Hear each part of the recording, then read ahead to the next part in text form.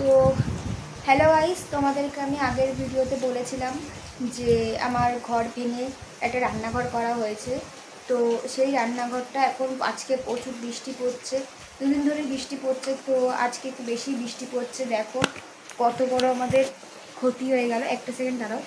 দেখো আমাদের পুরো জল পুরো আমাদের ঘরের ভেতরে ঢুকে ঢুকে চলে আসছে। কোনো কিছু ওখানে জানলাটা নেই বলে পুরো জলে থই থই হয়ে গেছে।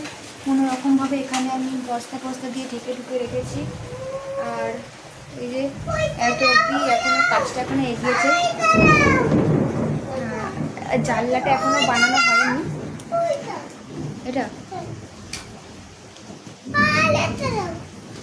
তো জানলাটা অর্ডার দেওয়া হয়েছে, খুব শিগগিরই জানলাটা চলে আসবে। জানলাটা চলে আসলে হয়তো এটা হয়তো আমাদের আর হতো না। তো আর যাই হোক, তো বলেছিলাম যে কিছু কাজ এখন আনকমপ্লিট আছে। তো আমার এই রান্নাঘরটা পুরো কমপ্লিট হয়ে যাক, তারপরে একদিন তোমাদেরকে পুরো ভিডিওতে পুরো আমার রান্নাঘরটা ঘুরে দেখাবো। Bye bye.